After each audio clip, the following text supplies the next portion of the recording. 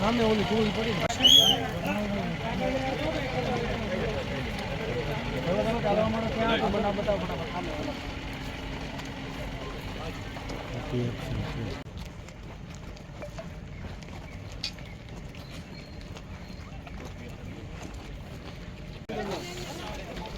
ચાલો ચાલુ કરીશું.